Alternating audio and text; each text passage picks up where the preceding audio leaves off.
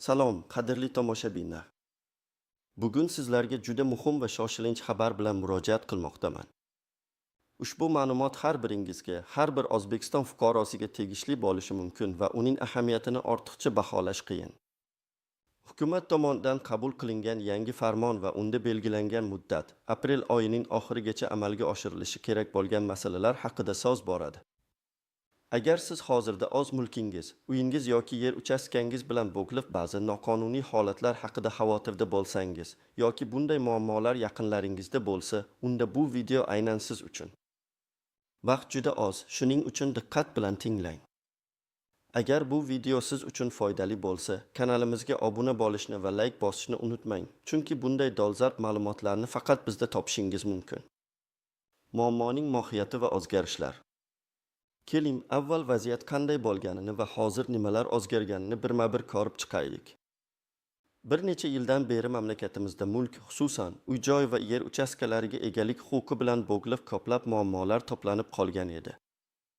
Ko'plab fuqarolar o'z xonadonlarini kengaytirish, qo'shimcha inshootlar qurish yoki qishloq xo'jaligi maqsadlarida ajratilgan yer maydonlarida uy-joy qurish kabi holatlarga duch kelishgan. Bularning barchasi qonunan rasmiylashtirilmaganligi sababli bunday mulklar ozboshimchalik bilan qurilgan yoki noqonuniy foydalanilayotgan obyektlar hisoblanardi. Bunday holatda qanday muammolar yuzaga kelardi? Birinchidan, bunday mulkni sotish, hadya qilish, garovga qo'yish yoki meros qoldirish imkonsiz edi. Ya'ni siz mulk egasi bo'lsangiz ham, qonuniy nuqtai nazardan u sizga tegishli emas edi.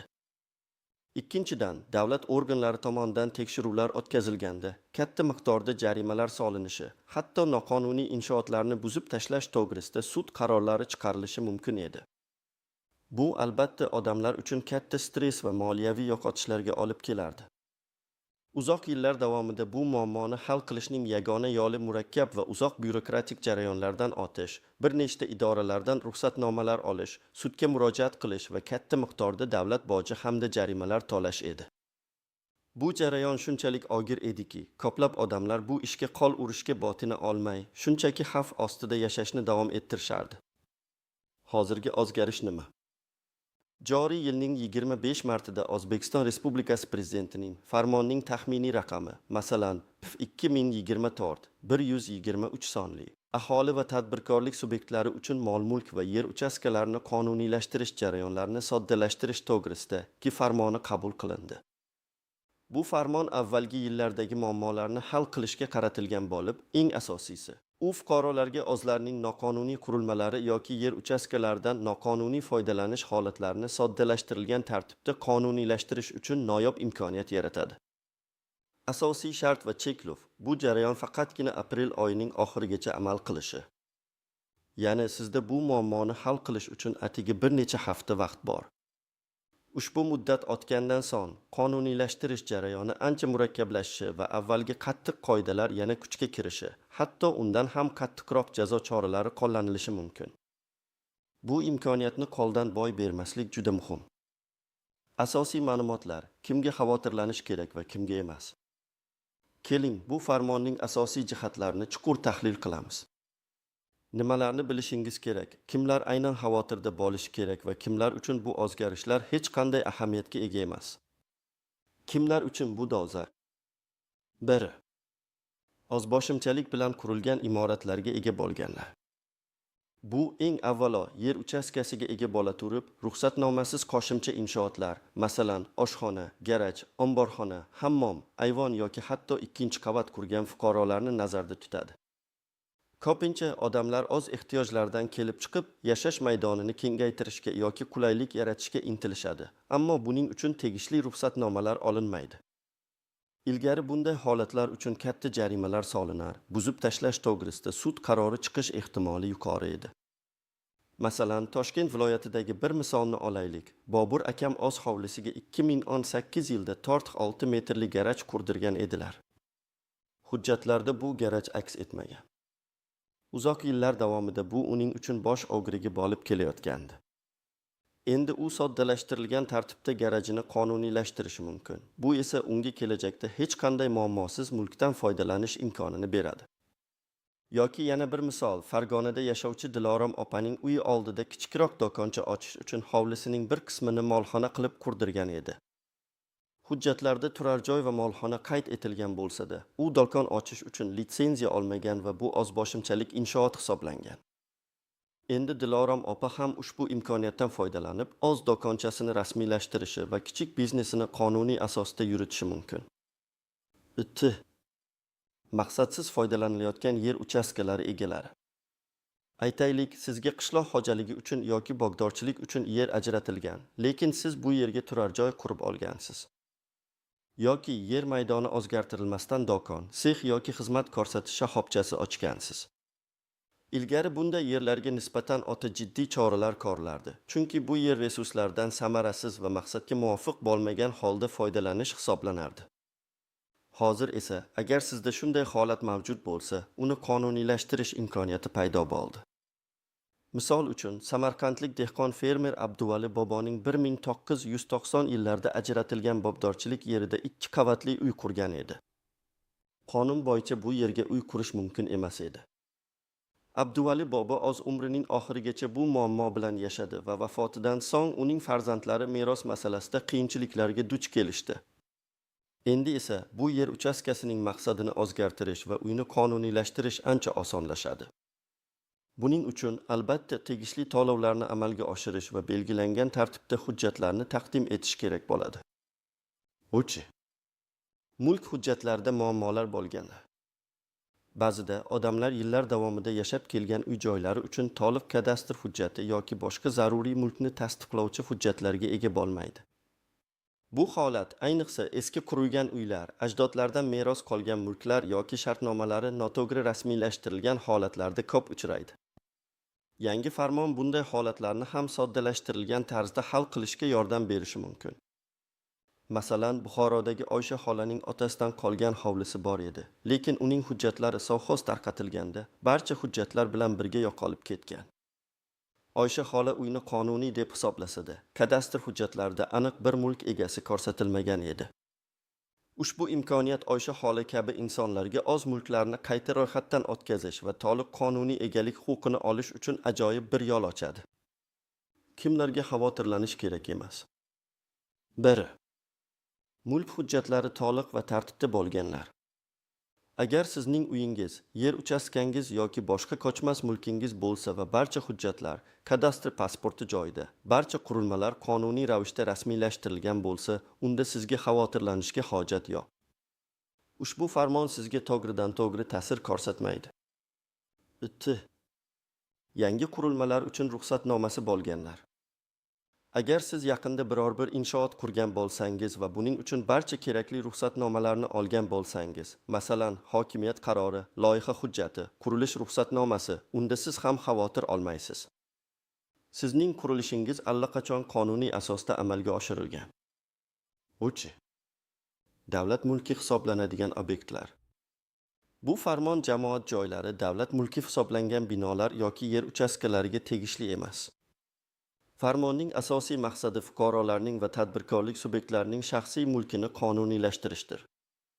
Shuningdek, sanoat zonalarida yoki strategik ahamiyatga ega hududlarda joylashgan noqonuniy inshootlar ham bu farmon doirasiga kirmaydi. Ushbu imkoniyatning asosiy afzalligi shundaki, u oldingi murakkabliklarni chetlab o'tishga yordam beradi, jarimalarni kamaytiradi yoki ulardan butunlay ozod qiladi. Shuningdek, huquqiy noaniqliklarni bartaraf etadi. Bunga erishish uchun belgilangan muddatga rioya qilish va barcha talablarga javob berish lozim. Istisnolar, tuzoqlar va noaniq jihatlar. Har qanday qonunchilik hujjatida bo'lgani kabi, ushbu farmonda ham o'ziga xos istisnolar, e'tibor berish lozim bo'lgan tuzoqlar va dastlab ko'zga tashlanmaydigan noaniq jihatlar mavjud. Ularni bilish jarayonni muvaffaqiyatli yakunlash uchun juda muhimdir. Istisnolar qachon qonuniylashtirish mumkin emas? 1. Muhandislik va kommunikatsiya tarmoqlari ustidagi qurilmalar. Agar sizning ozboshimchalik bilan qurilgan inshootlaringiz gaz quvurlari, yuqori voltli elektr uzatish liniyalari, suv quvurlari, kanalizatsiya kollektorlari yoki boshqa muhandislik kommunikatsiyalarining muhofaza zonalarida joylashgan bo'lsa, ularni qonuniylashtirish mumkin emas. Bunday qurilishlar jamoat xavfsizligiga tahdid soladi va favqulodda vaziyatlarda ta'mirlash ishlarini o'tkazishga to'sqinlik qiladi. Masalan, qo'shni qishloqda yashovchi Hasan akamning garaji markaziy gaz quvuri ustida qurilgan edi. U farmon haqida eshitib, darhol qonuniylashtirishga kirishdi, ammo kadastr agentligi uning arizasini rad etdi, chunki bu umumiy xavfsizlik qoidalariga zid edi. Bunday holatlarda afsuski inshootni buzib tashlashdan boshqa yo'l qolmaydi. Davlat ehtiyojlari uchun ajratilgan yoki zaxiradagi yerlar. Agar sizning yer uchastkangiz avtomobil yo'llari, temir yo'llar, aeroportlar, mudofaa obyektlari yoki boshqa davlat ehtiyojlari uchun rejalashtirilgan yoki davlat zaxirasida turgan hududda bo'lsa, unda bu yerda qilingan ozboshimchalik qurilishlarni qonuniylashtirish imkonsiz. Bunday yerlar jamoat manfaatlari uchun muhim bo'lib, ularni shaxsiy mulk sifatida rasmiylashtirishga yo'l qo'yilmaydi. Tarixiy madaniy meros obyektlarining muhofaza zonalari. Shaharlarning tarixiy qismlarida, arxeologik yodgorliklar atrofida yoki madaniy meros obyektlarining muhofaza zonalarida qurilgan noqonuniy inshootlarni ham qonuniylashtirish mumkin emas. Bunday hududlar O'zbekistonning boy tarixiy va madaniy boyliklarini saqlash uchun qattiq himoya qilinadi. Misol uchun, Xiva shahrida Ichon qal'aning chekkasida yashaydigan bir fuqaro o'z hovlisiga qo'shimcha bino qurdirgan edi. Hozir u buni qonuniylashtirishga harakat qilmoqda, ammo madaniy meros obyektlarini muhofaza qilish agentligi unga ruxsat bermayapti, chunki bu inshoot tarixiy muhitga putur yetkazadi va ruxsat berilmagan hududda joylashgan. Tuzoqlar va noaniq jihatlar. Nimalarga e'tibor berish kerak? 1. Muddatni o'tkazib yubormaslik. Eng katta tuzoq bu vaqt cheklovi. Aprel oyining oxirigacha bo'lgan muddat juda qisqa. Ko'plab odamlar oxirgi daqiqalarga qadar kutishadi, ammo bu holatda bu juda xavfli.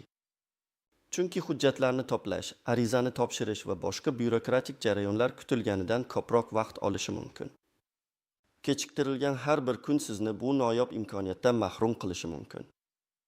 Masalan, o'tgan yili soliq imtiyozlari bilan bog'liq shunga o'xshash bir tadbir bo'lganida, oxirgi haftada davlat xizmatlari markazlarida va soliq idoralarida ulkan navbatlar yuzaga kelgan edi.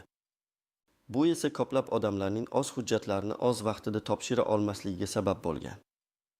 Shu sababli iloji boricha tezroq harakat qilish lozim. Barcha hujjatlarning to'g'ri rasmiylashtirilganligi. Farmon soddalashtirilgan tartibni nazarda tutsa-da, ba'zi asosiy hujjatlar baribir talab qilinadi. Masalan, yer uchastkasiga egalik huquqini tasdiqlovchi hujjatlar, pasport ma'lumotlari va boshqalar. Agar ushbu hujjatlarning birida kamchilik yoki noto'g'rilik bo'lsa, jarayon kechikishi yoki hatto to'xtatilishiga olib kelishi mumkin. Arizangizni topshirishdan oldin barcha hujjatlaringizni sinchiklab tekshirishni unutmang. Masalan, Qashqadaryolik Sarvar aka o'z uyini qonuniylashtirishga urinib, kadastr pasportida xato borligini aniqladi. Qayta rasmiylashtirish uchun bir haftadan ortiq vaqt ketdi. Bu esa uning muddatga ulgurishini xavf ostiga qo'ydi. Yashirin xarajatlar va qo'shimcha to'lovlar.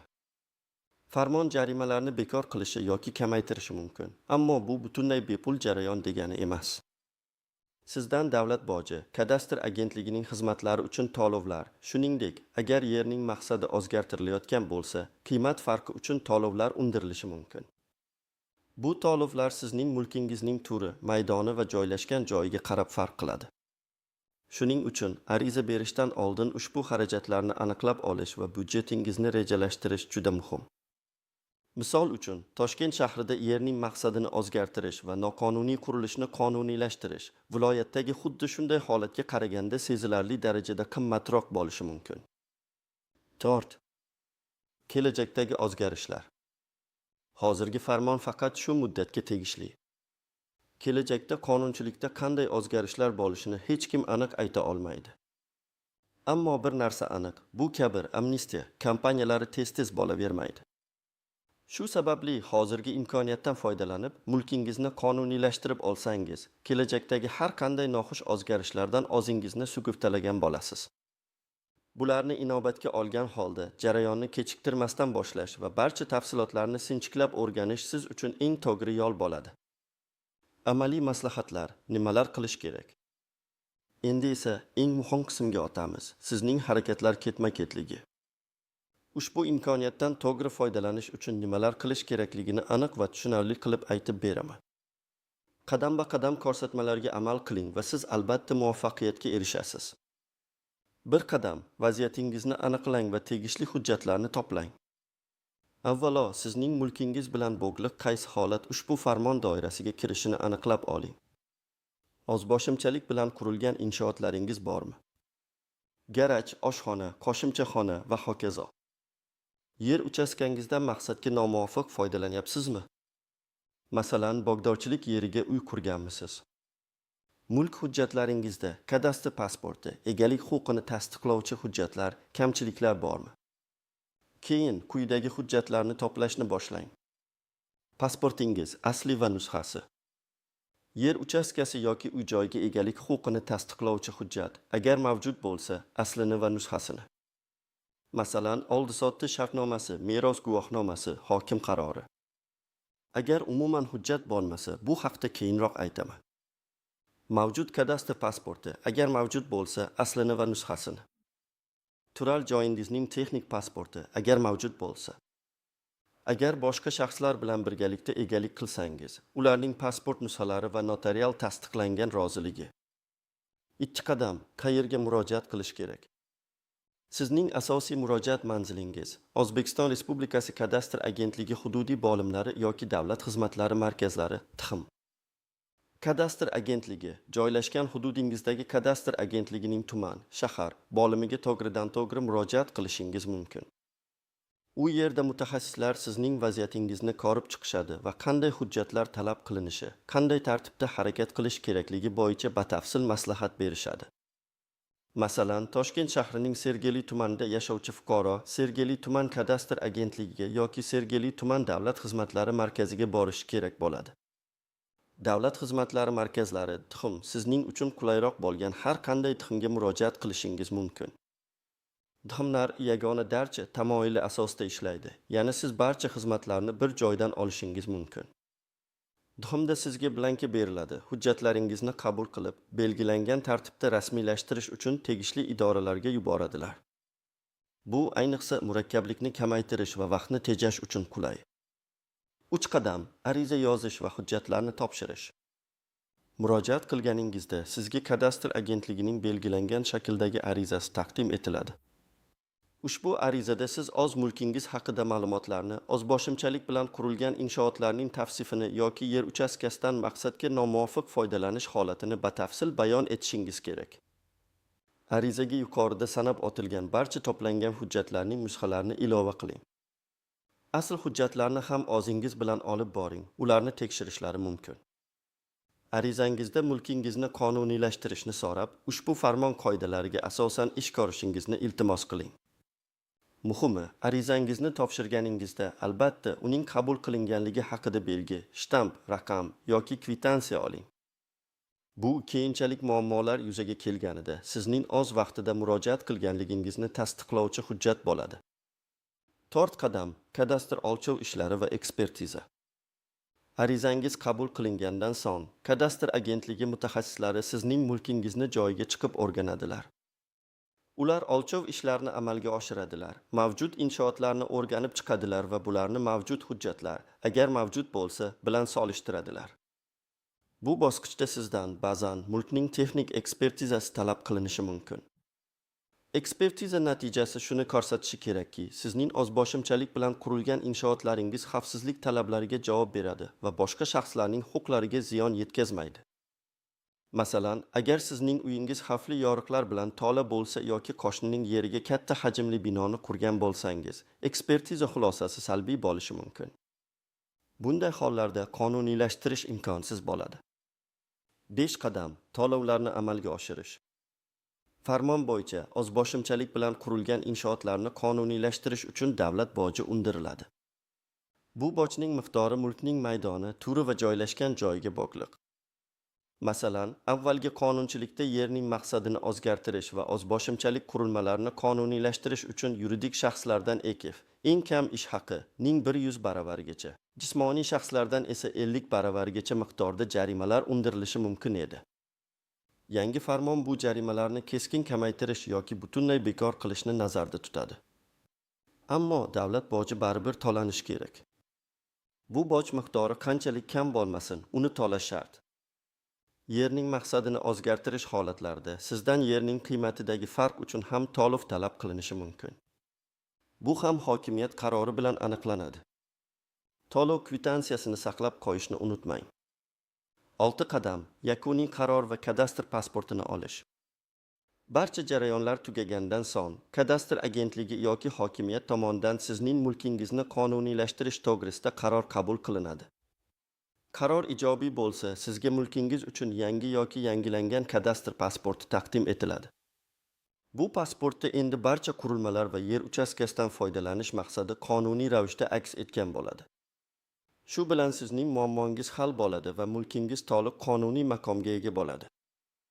Endi uni sotish, hadya qilish, meros qoldirish yoki garovga qo'yishda hech qanday to'siq bo'lmaydi. Bu jarayonni qisqa muddat ichida, ya'ni aprel oyining oxirigacha yakunlash juda muhim. Shuning uchun imkon qadar tezroq harakat qiling, kerakli maslahatlarni oling va hujjatlarni topshiring.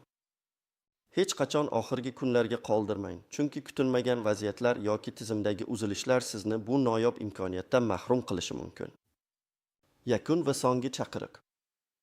Aziz do'stlar, bugungi videoda men sizlarga hukumatning joriy aprel oyining oxirigacha amalga oshirilishi kerak bo'lgan shoshilinch farmoni, ya'ni o'zboshimchalik bilan qurilgan imoratlarni va noqonuniy foydalanilayotgan yer uchastkalarini qonuniylashtirish bo'yicha noyob imkoniyat haqida batafsil ma'lumot berdim. Siz qanday qilib bu imkoniyatdan to'g'ri foydalanishingiz mumkinligi, kimlarga xavotirlanish kerak va kimlarga emasligi, shuningdek, e'tibor berish lozim bo'lgan istisnolar, tuzoqlar va noaniq jihatlar haqida gaplashdik. Eng asosiysi, men sizga aniq amaliy qadamlar ketma-ketligini tushuntirib berdim. Qayerga borish, qanday hujjatlar to'plash va nimalarga e'tibor berish kerakligi. Shuni unutmangki, bu nafaqat moliyaviy foyda, balki kelajakda yuzaga kelishi mumkin bo'lgan yuridik muammolardan qutulish, o'z mulkingizni to'liq qonuniy asosda erkin tasarruf etish imkoniyatidir. Vaqt juda oz, shuning uchun kechiktirmasdan harakat qiling. Agar sizda ushbu masala bo'yicha savollar bo'lsa, izohlarda yozib qoldiring. Men imkon qadar har bir savolga javob berishga harakat qilaman. Bu video siz uchun foydali bo'lgan bo'lsa, unga like bosing va kanalimizga obuna bo'lishni unutmang. Chunki sizning qo'llab-quvvatlashingiz biz uchun juda muhim va bizni yangi, dolzarb ma'lumotlar bilan bo'lishga undaydi. Keyingi videolarda ko'rishguncha o'zingizni ehtiyot qiling.